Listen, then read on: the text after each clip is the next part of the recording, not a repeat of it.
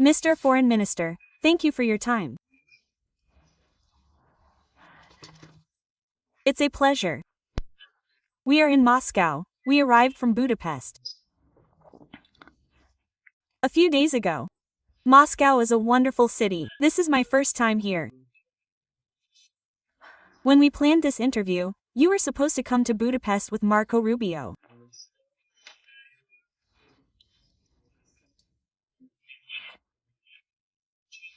You were supposed to prepare for the Putin-Trump talks, but in the end, you didn't come.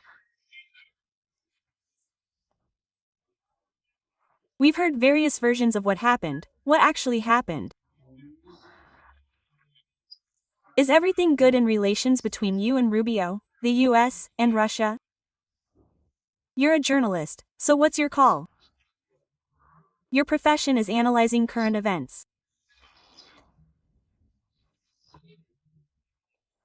It's not that difficult, because American policy is as open as possible these days. The American president expresses his opinion on various issues every day.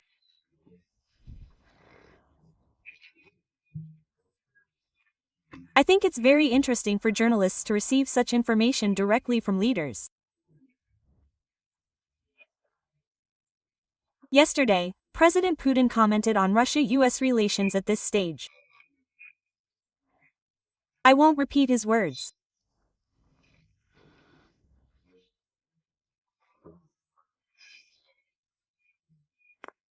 But regarding the relationship between me and Marco Rubio, after the phone call between our presidents, I believe it was on October 16th, a Thursday.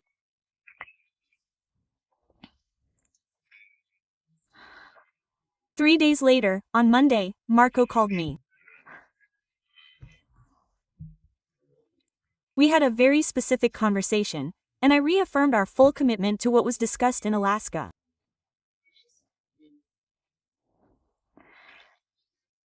I reaffirmed the clear understandings that were reached between the presidents at that time.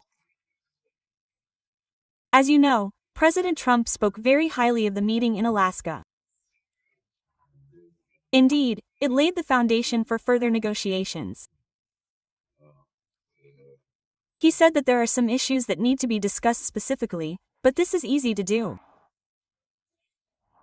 There is one issue, a very important one. He spoke about the results of the meeting in Alaska, but he said that it can be resolved, and that is our assessment. We also spoke with Marco Rubio after the meeting in Alaska. He did not mention the possibility of new meetings. And I did not raise this issue because this entire initiative came from the United States. And I believe that we would be ready.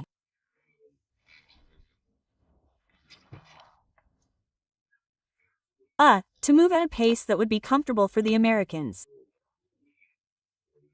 Then there was a press release following our phone conversation. It said that we had productive talks with Marco Rubio. And at this stage, there is no need for a personal meeting between the Secretary of State and the Russian Foreign Minister. And I concluded that the meeting was indeed good, if that was the comment.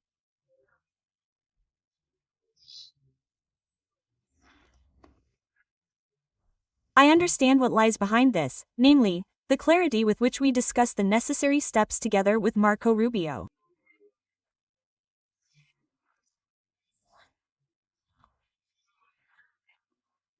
Steps that Russia and the United States can take to implement the very clear understandings reached in Alaska.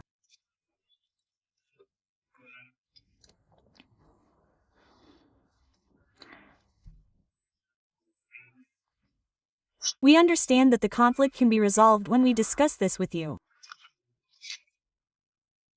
But we see different assessments in the press. Why don't you call Marco Rubio back in this situation? And you can call him back and say, "Hello, I saw the articles in Reuters, and Mr. Trump said, so and so.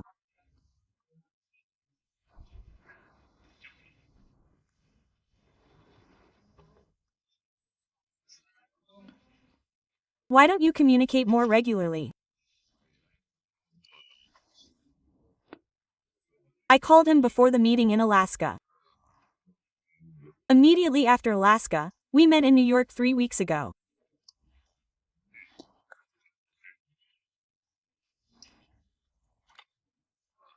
As I already said, the initiative, again, President Putin came to Alaska with an agenda, which in turn was proposed by Stephen Witkoff in Moscow a few days before the Alaska summit.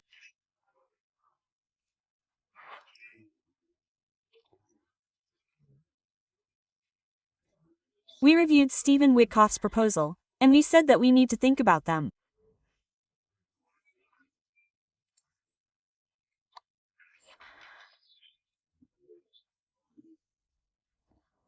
After which, in Alaska, President Putin said that he was ready to cooperate on the basis of the concept and framework agreement that the U.S. presidential envoy brought with him, which we discussed in Alaska.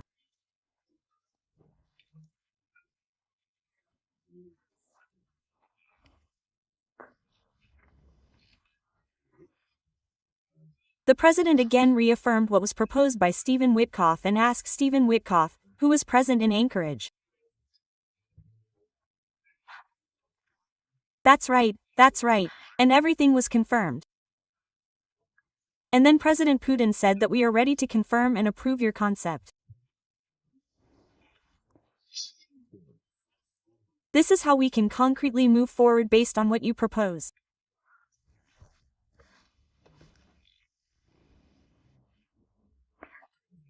There was no direct answer. We agreed that they would need some time to think it over. President Trump said that he needed to talk to his allies. As you remember, they came to Washington the next day together with Zelensky, and President Putin briefed our allies, our strategic partners.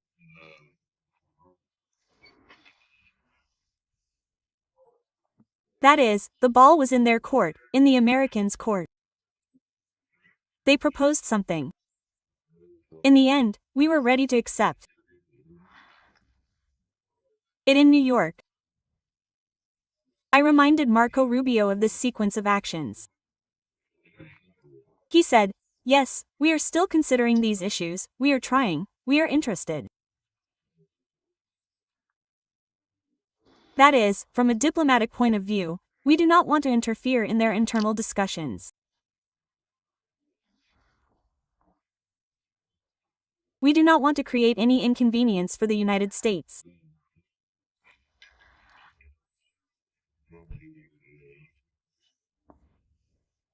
They are under unprecedented pressure from Zelensky's European hawks and other players who do not want there to be any Russian-American cooperation on any issue.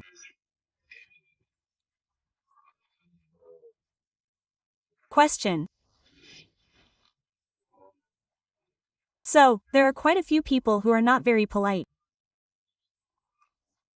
They impose their opinion.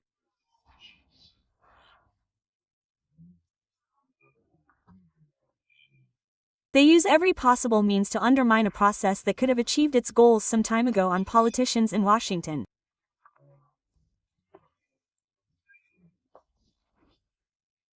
And here's something else that's clear.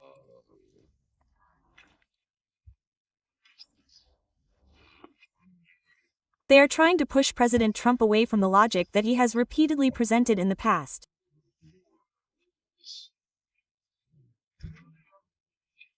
I would like to quote him regarding the resolution of the crisis. He clearly stated,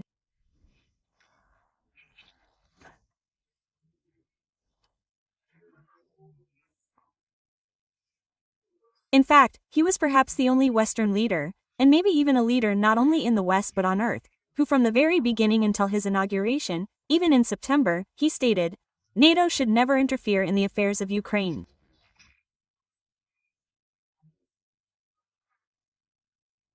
Quote.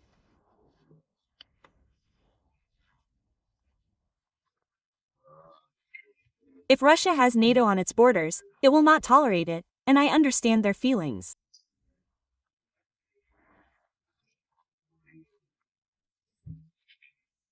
Zelensky and Ukraine must understand, and this was in August several months ago, they must understand, there will be no return of Crimea, which was given to Obama.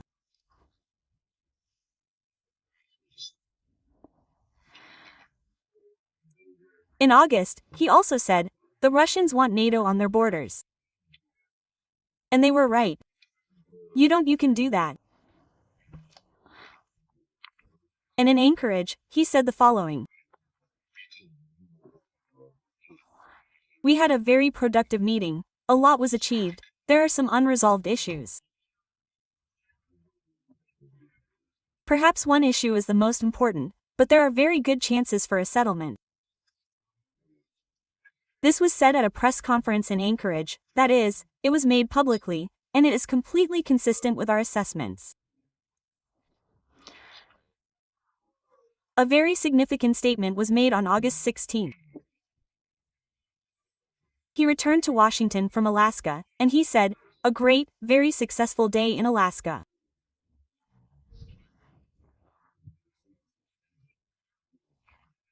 Everyone recognized that the only best way to end the terrible war between Russia and Ukraine is a peace agreement that ends the war, and not a ceasefire.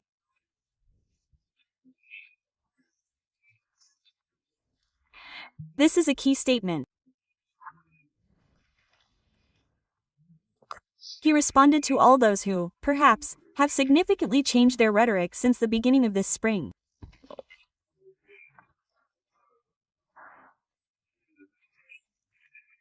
Before, they said that Russia must suffer a strategic defeat, no ceasefire. Then in the spring, they said, an immediate ceasefire without preconditions. And they have continued to sing this song to this day. Ryuti, Macron, when they switched to this logic, a ceasefire, an end to bloodshed without preconditions. And then we'll see what comes of it. And Macron was asked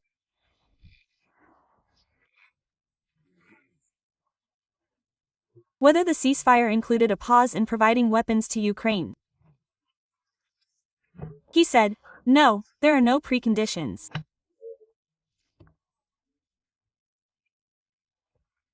Thus, when President Trump after the summit in Anchorage openly said that, in his opinion, it is not a ceasefire, but a sustainable peace, that is what is needed.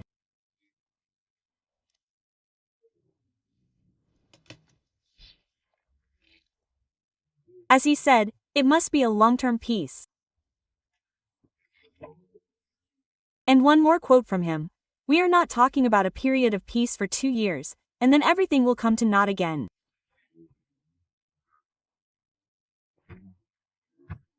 And this is what happened with the Minsk agreements, which were adopted in 2015, approved by the Security Council, and then the Ukrainian government, including the armed forces, violated the ceasefire in accordance with the Minsk agreements.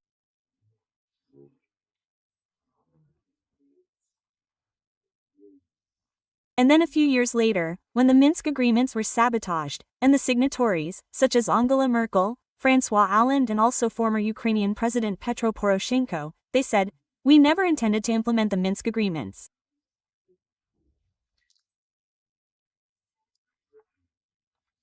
We needed time to arm Ukraine so that Ukraine could fight Russia.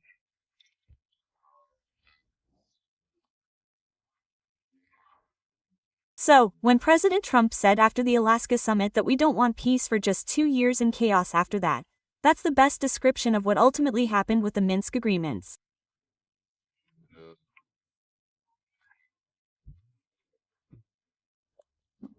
So, when someone says that now, anything but a ceasefire, and then history will judge.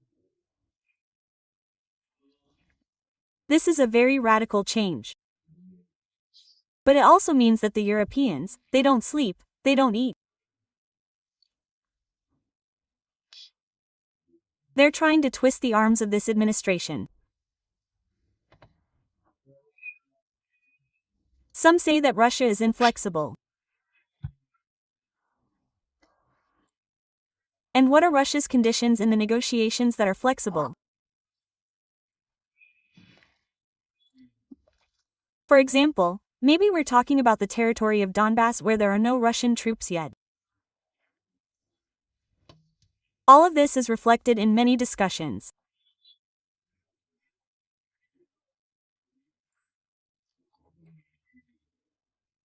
President Putin has repeatedly spoken about this when asked by journalists or when he met with President Trump, with Prime Minister Orban, with Prime Minister Fitz, all those who are interested in maintaining a conversation with Russia and better understanding its position.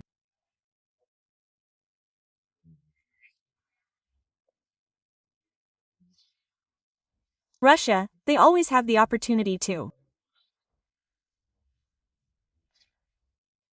discuss anything that interests them. The new territories.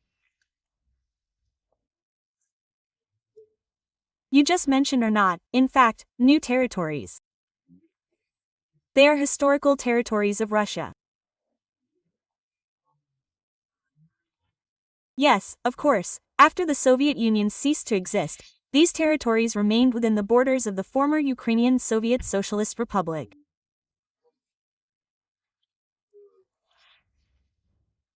And we understood that. We could not have known then that such a change of leadership would occur in this territory.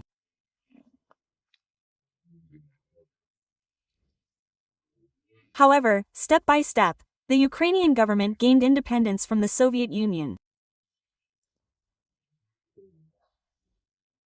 It spoke of independence, of sovereignty. It was increasingly under pressure from the United States, Europe, and Great Britain. They have a long-held dream.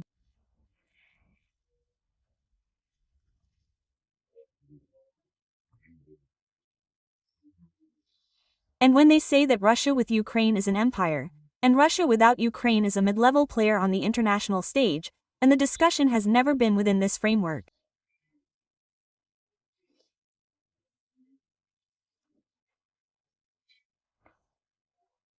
However, the philosophy of politicians in the United States, who are simply obsessed with the idea of never allowing Russia and Ukraine to be together. This is the logic of divide and rule. This is their colonial desire to undermine those alliances which they cannot govern. And we recognize the independence of Ukraine, of course.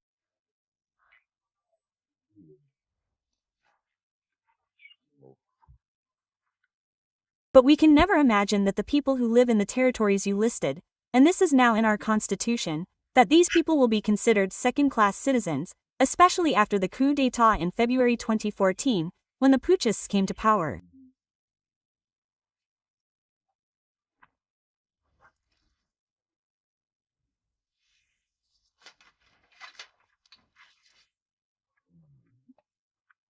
This happened as a result of a bloody coup d'état and, to some extent, supported by the United States.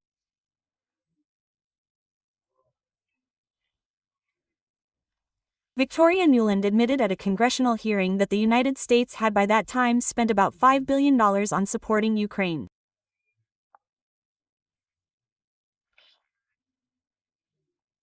And it was not in vain, because ultimately, democracy prevailed.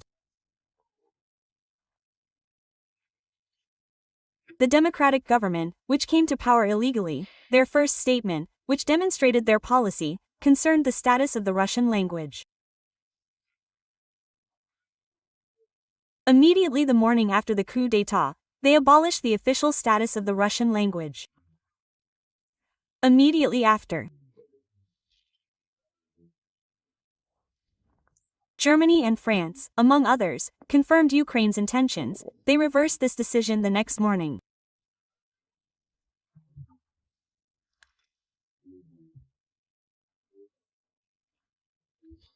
The next morning the opposition took over all the government publications, and they said, sometimes democratic processes take an unexpected turn.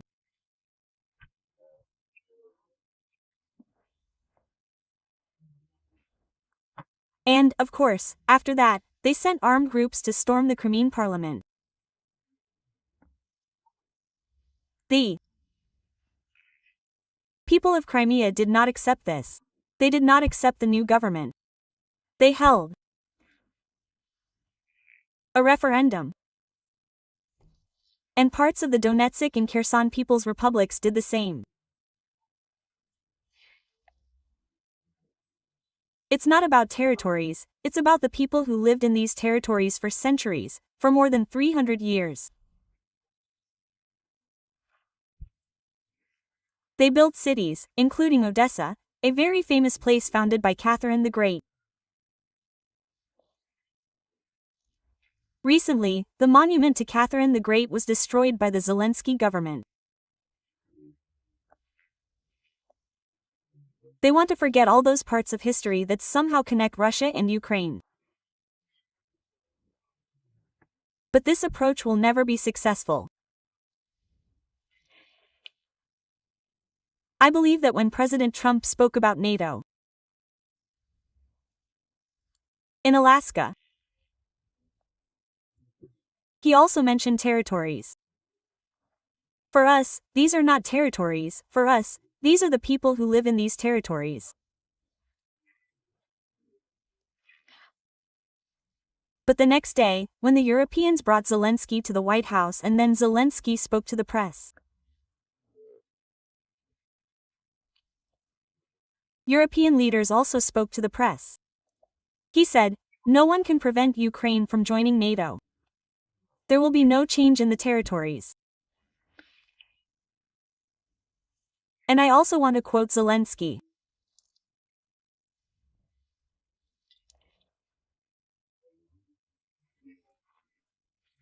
Since April 2022, when Boris Johnson arrived and prevented Zelensky from accepting the deal that was agreed in Istanbul, which, in fact, was initially proposed by Ukraine and which was initialed. However, Boris Johnson then undermined all these efforts. Now we know that he received about £1 billion for this because one of his friends sold weapons to Ukraine. After that, he said, no negotiations with Putin.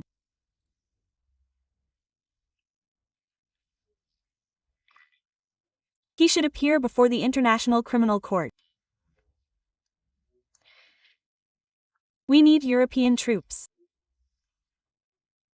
He said, no ceasefire just a year ago. And then in September of this year,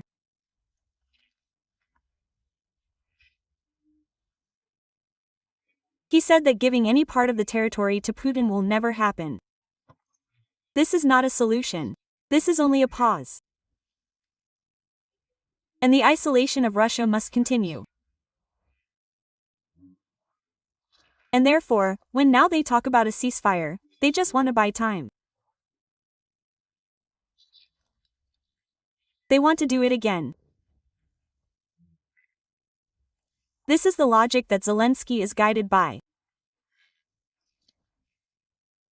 And this is obvious to any objective observer.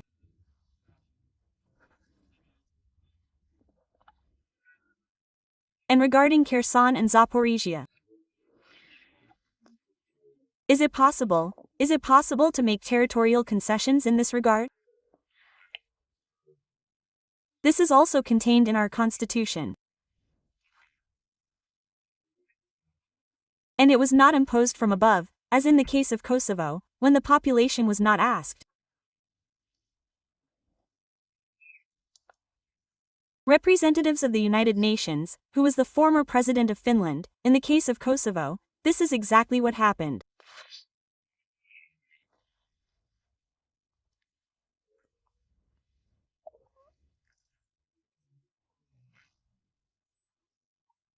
In this case, we took these territories and these people back, because these territories were founded and conquered by the Russian Empire, then by the Soviet Union.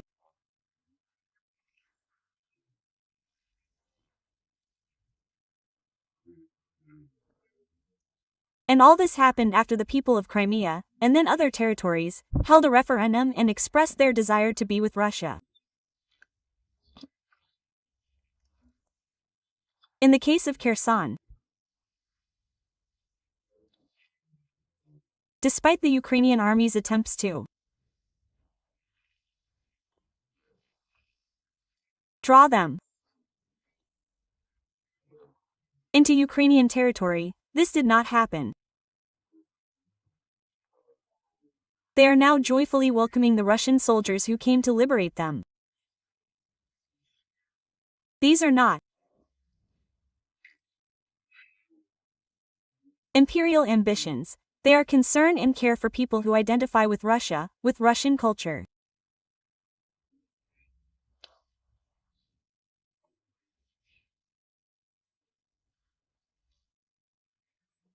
When Zelensky and his entourage, such as Macron, Starmer, Merz, and others, continued to say, Russia must withdraw from Ukrainian territory to the 1991 borders, they continued to say, and as far as I know, yesterday they met in London as part of the coalition of the willing.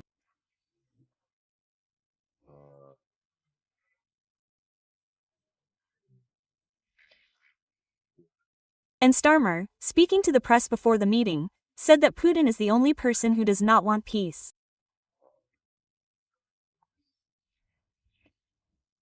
And this deserves an explanation. Putin supported the deal between the government and the opposition in 2014 immediately after the coup.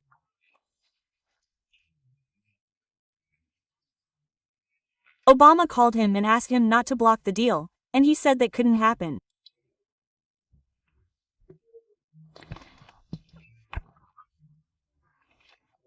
Then there was a coup, and the Europeans explained that sometimes democracy produces such unexpected upheavals. The putschists came under neo-Nazi slogans. Then, in 2015, there were the Minsk agreements. We negotiated these agreements. We were ready to implement them.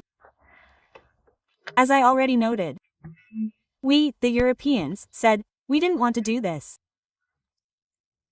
We just wanted to buy some time. Quote.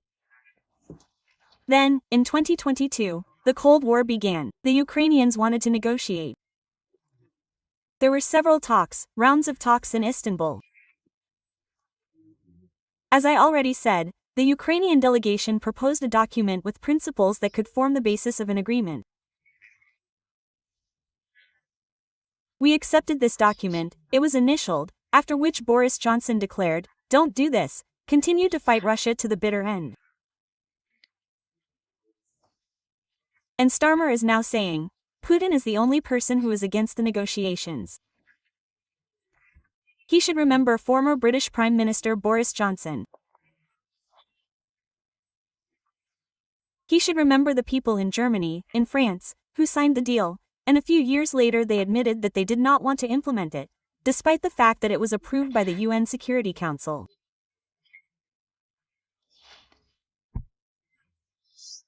And then Starmer said that Putin must stop the brutality, the killing of children. He must withdraw troops to the borders of 1991. Regarding the children, this is simply disgraceful. I am talking about the lies, the propaganda.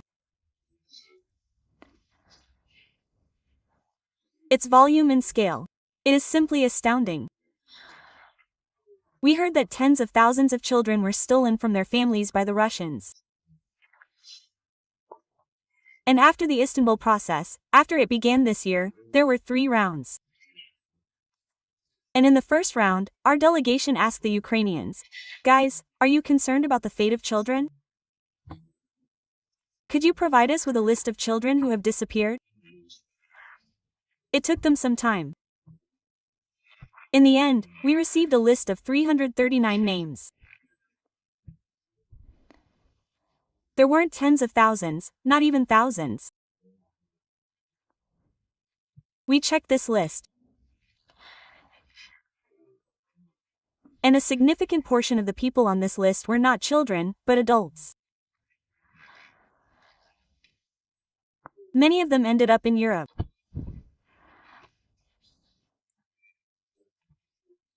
Meanwhile, Starmer keeps saying, We must stop kidnapping children. As for the 1991 border and the fact that Russia should withdraw its contingents, well, that's hypothetical, in their dreams, in their illusions.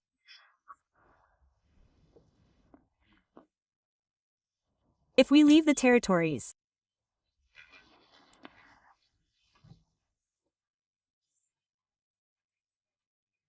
within the 1991 borders of Ukraine, what will happen to the people they publicly called?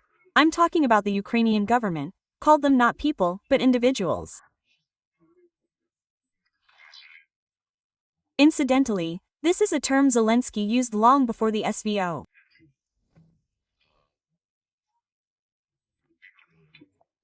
He said this in August of 2021 regarding what he thought of the people in Donbass on the other side of the line of contact. He was asked, "What do you think of these people?" And he said, "You know, there are people, and there are individuals. If you live in Ukraine, if you consider yourself part of Russian culture, I have advice for you. For the safety of your children and grandchildren, get out of here and go to Russia." In fact, Donetsk, Luhansk, Zaporizhia, Kherson, the population of these four territories, followed his advice. They returned to Russia. And what about Odessa?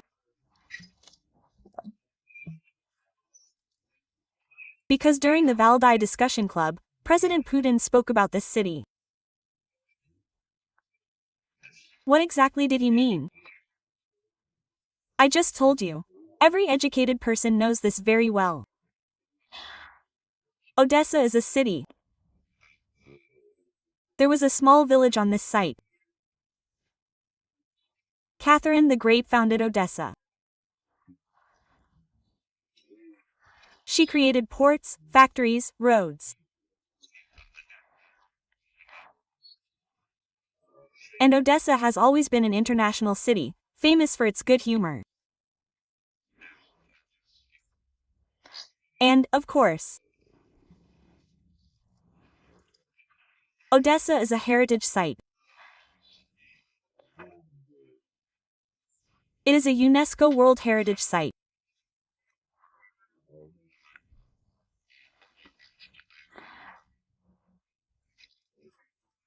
The monument to the city's founder, Catherine the Great, was dismantled by the Nazi regime. And UNESCO simply said nothing. And the French Director General, Madame Azoulay, didn't comment on anything. If the negotiations don't work, when will Russia say it has achieved its goals and will end the war? Look, the goals have never changed. I've given you several examples. They first talked about Russia's strategic defeat, and now they're talking about a ceasefire without preconditions because Ukraine is running out of weapons, and we need to pump Ukraine full of weapons.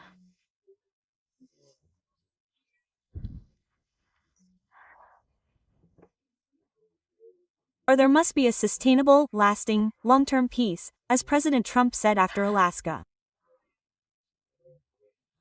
And now the Europeans are trying to dominate the agenda. They talk about a ceasefire, about a truce.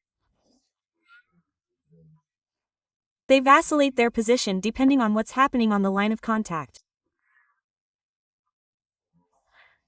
We are convinced that we need to preserve and save people from the Nazi regime. People who have always been part of Russian culture. They speak Russian. They teach their children in Russian, they watch films in Russian, they get their news from Russian media. Culture, theaters, and so on. Everything is in Russian. All of this was prohibited by law.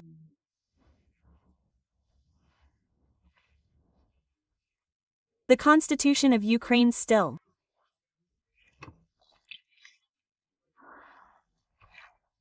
stipulates that the rights of national minorities must be guaranteed, and, in particular, the rights of Russians and other national minorities regarding education and so on.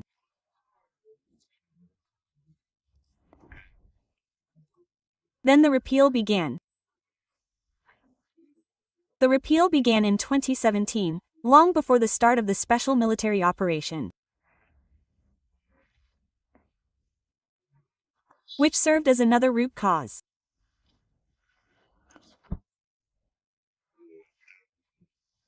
The first reason was NATO, because there were intentions to drag Ukraine into NATO and establish military bases in Crimea.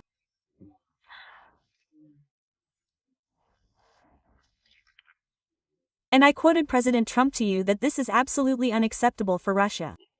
Everyone should understand this. But another root cause is the eradication of everything Russian: history, language, media, culture, education, the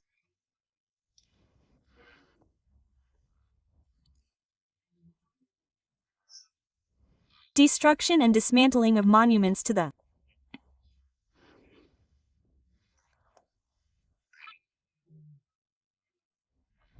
founders of Ukraine, who were Russians in eastern and southern Ukraine.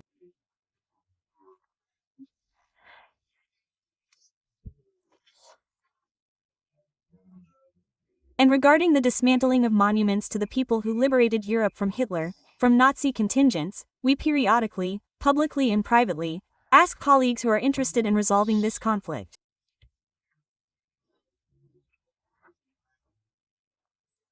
We ask them,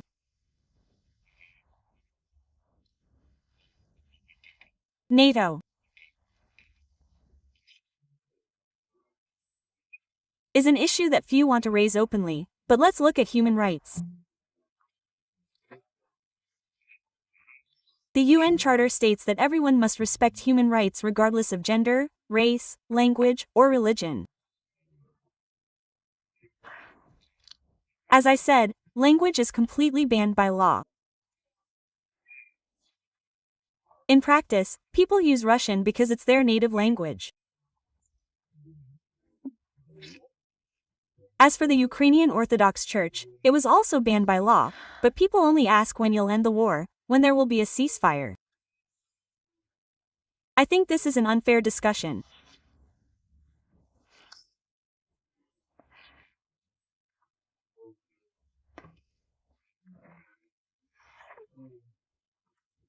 The honest answer would be to tell Ukrainians, first of all, restore the rights of all national minorities and all the rights of national minorities in accordance with the Constitution of Ukraine. This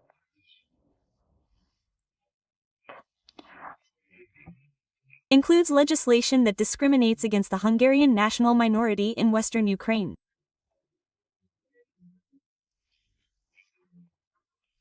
At the same time, Ukrainians are trying to specifically discriminate against the Russian language.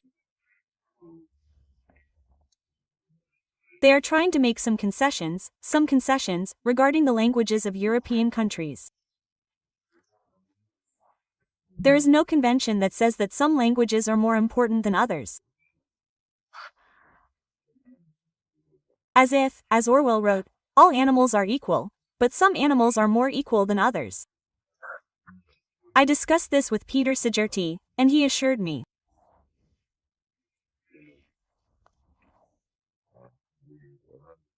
When Hungary, from a political and diplomatic perspective, fights for the rights of national minorities, Hungary means all national minorities in accordance with the conventions and the UN Charter.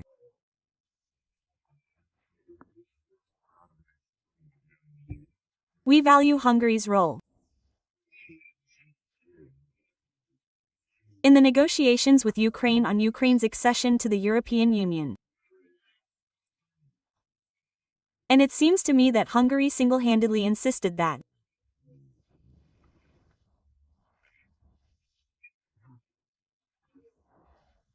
these aspects of the EU accession negotiations include the rights of national minorities.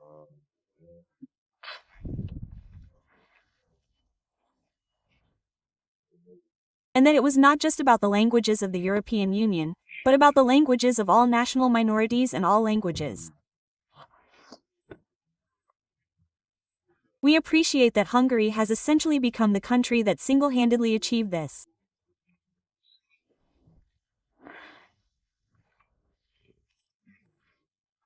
No one in Brussels wants to remember this agreement, this deal.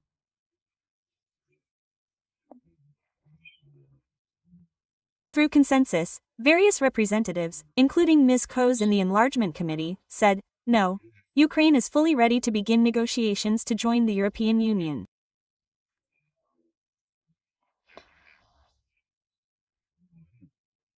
But for Ukraine to be ready, they must first reverse their previous decisions, which violated their constitution and numerous conventions.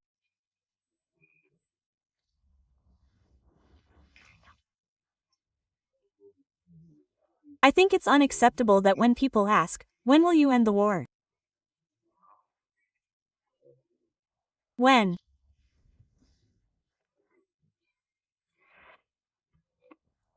In fact, we've now taken other territories that aren't included in the regions included in our constitution.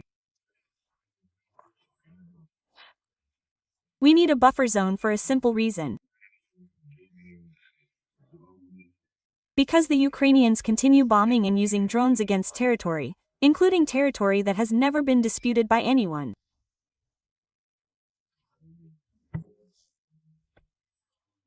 I'm referring to territories like Bryansk, Belgorod, Kursk. The root causes.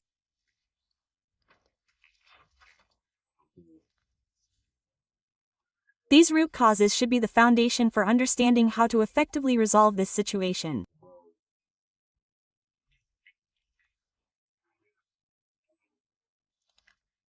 We need to think not about how to recapture territory, but about how to save the politicians who are currently in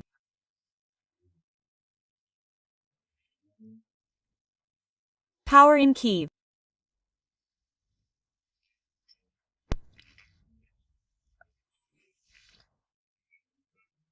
But this is precisely what should underlie the decisions of those who say they advocate democracy.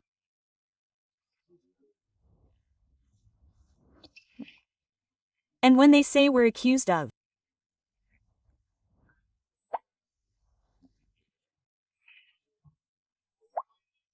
committing so many violations that we invaded an independent state, of violating the independence of this state, of violating the Budapest Memorandum of 1994.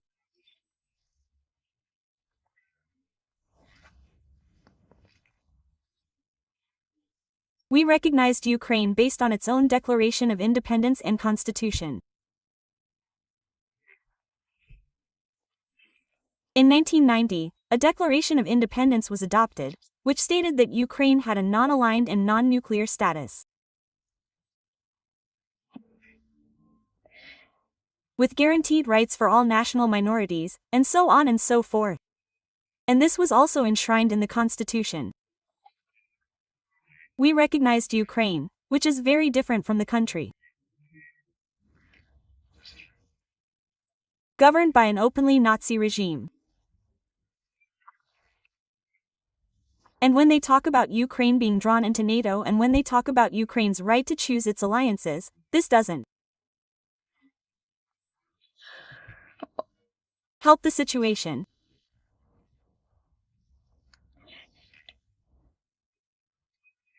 And this contradicts what the country represents.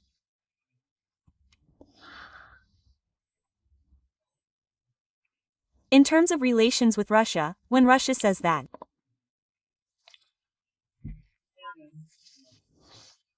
for it, Ukraine's accession to NATO is a red line. As far as Finland is concerned, there's no talk of a red line.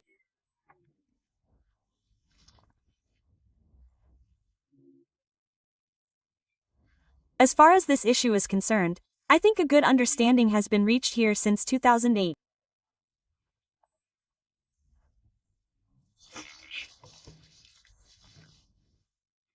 When Saakashvili launched an attack on the city of Skinvali and the peacekeeping force that was there under an OSCE mandate. Alexander Stuck was in Tbilisi. He passed through Moscow for us.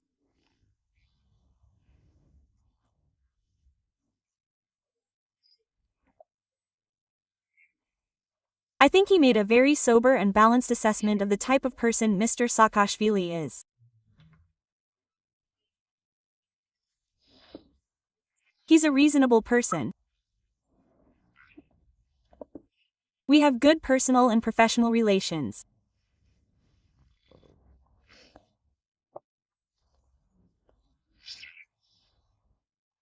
And then, after the special operation against the Nazi regime of Finland's leadership began,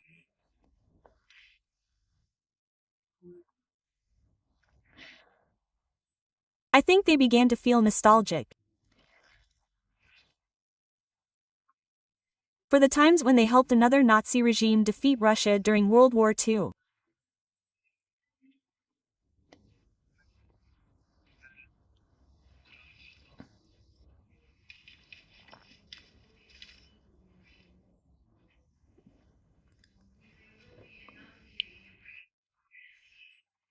If there is another leader in Ukraine, not Zelensky, will that regime be Nazi?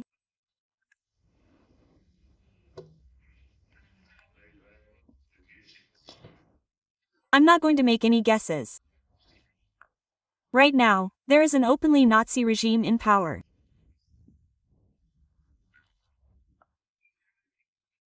Now they're openly showing their contempt for everything related to Russia.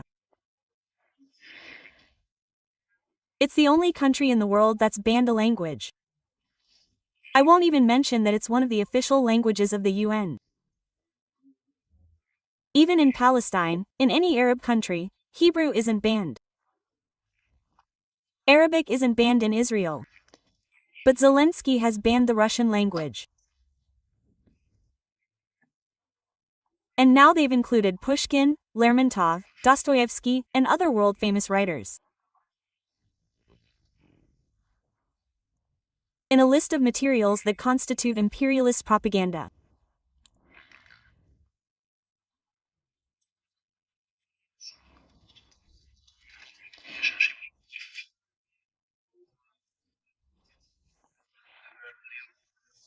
Speaking about relations between Russia and Hungary, a few days ago, on October 23, 1956, this is one of the most tragic pages in Hungarian history.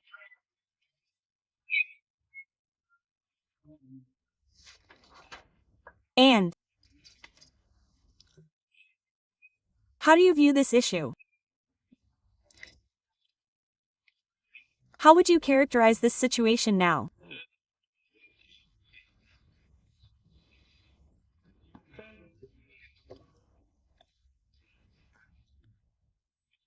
There's no need to tell people about this. They know it.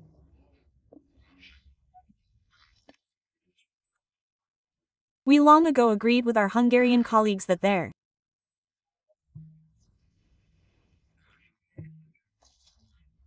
would be no emotions, only a sensible rethinking of history. When President Putin visited Budapest in 2006, he laid flowers at the monument to the victims of the 1956 events.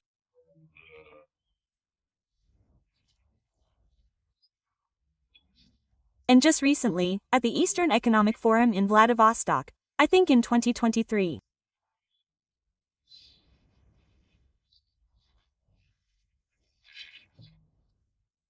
He said that this part of Soviet policy was mistaken.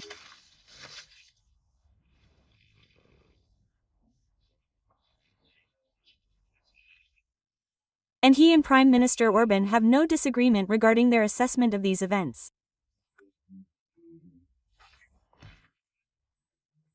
But, as I said, there is no need to give in to emotions regarding these issues.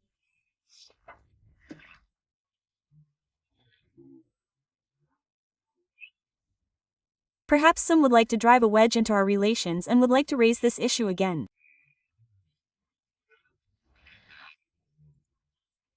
But the leaders of Russia and Hungary know much better, and they know this very well. We have given our assessment, and Hungary has given its assessment.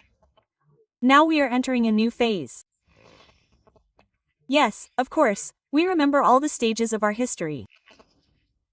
There were good periods, there were not so good ones, there were bad ones. All of this remains in our memory, all of this remains in history. And this does not prevent us from developing mutually beneficial cooperation in politics, economics, and technology. I'm asking this because you went to Alaska wearing a hoodie with the word Soviet Union written on it.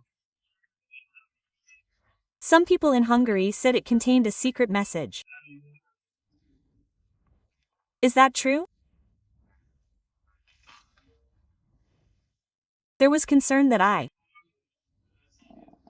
went to Alaska and you were wearing a hoodie with the word Soviet Union written on it.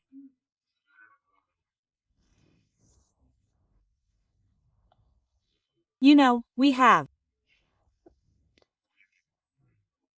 T-shirts with the symbol of the Russian Empire, and many people wear them. And this sweater was also very stylish. Was this just a choice, or was there a secret message in Alaska? Perhaps there are also sweaters with the word Nova Rossiya written on them.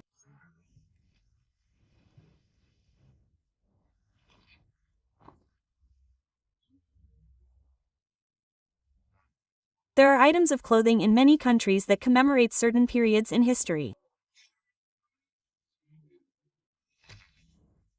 The Soviet Union is my homeland.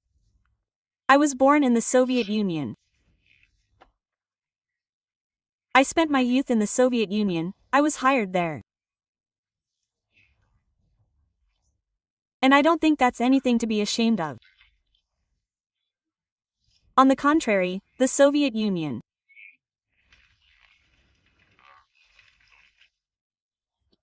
was a key victor in World War II.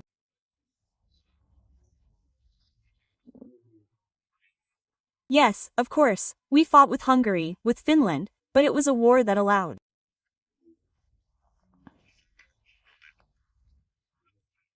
everyone to create the foundations for a new world, as well as the United Nations.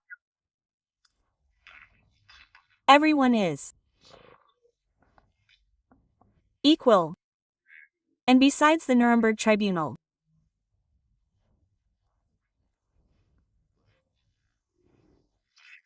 now,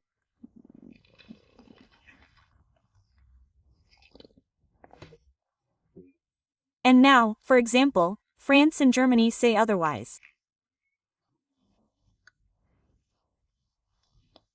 And now they believe that the Soviet Union used them, exploited them, including in regard to the Warsaw Pact. Very interesting.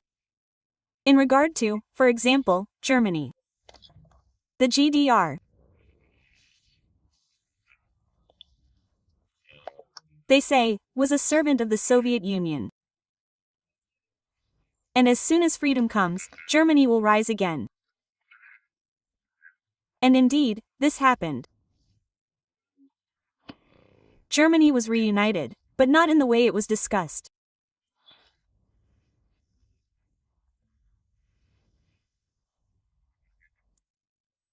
It was not an equal reunification.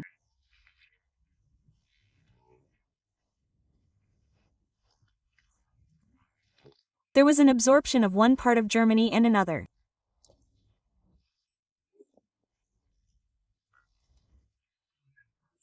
No one who worked in the GDR foreign ministry subsequently received a job in the new foreign ministry.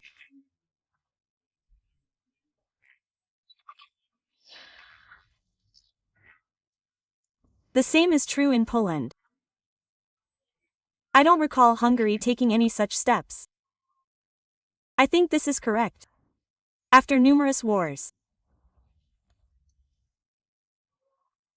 either fought in Europe or conceived by Europe. This is a different era. And everyone needs to unite to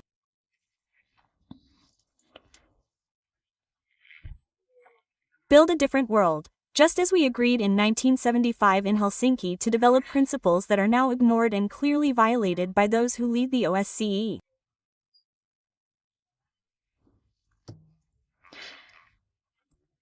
Those who become chairs and secretaries general.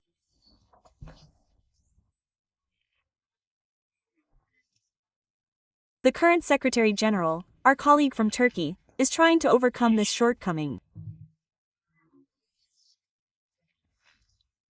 And I also forgot to mention the Budapest Memorandum. Many say that an invitation to Budapest, holding a meeting there, would be a humiliation.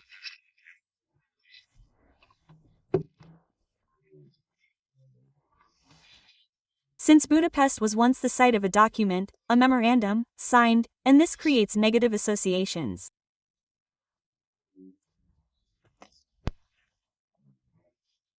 Those who say this have never read the Budapest Memorandum.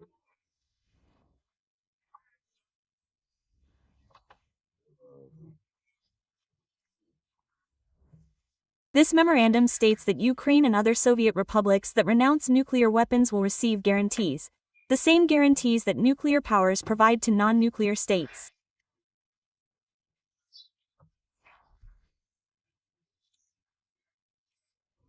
That's all. What are these guarantees? They mean that nuclear weapons will not be used against non-nuclear states, which is part of the DAO.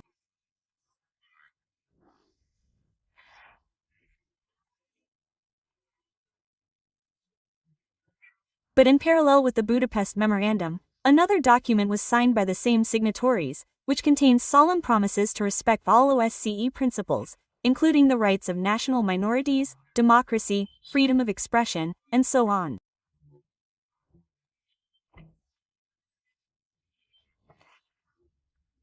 All these principles were enshrined in OSCE documents. They were reaffirmed in the Budapest Memorandum. They were grossly violated by the Ukrainian regime. And we do not believe that. We violated this document, which played an important role during this period. Last question. Can we expect your visit to Budapest soon? Your visit, the visit of President Putin and President Trump.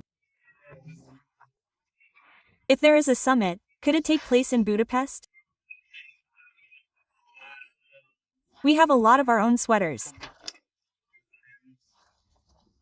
However, there is the issue of logistics, which is, of course, difficult. My question is the following. Can we expect your visit to Budapest? I was not invited. President Trump invited President Putin to meet in Budapest. President Putin agreed. He said, yes, let's do the preparatory work. We had a good conversation with Marco Rubio. The initiative was on the side of the United States. As I already said, I heard that the State Department released press releases according to which we had a good and productive conversation. And it was so good that for now we don't need any personal meetings. You know, the initiative is on their side, and we are polite people. When we are invited, we accept, we say, let's agree on the terms and location.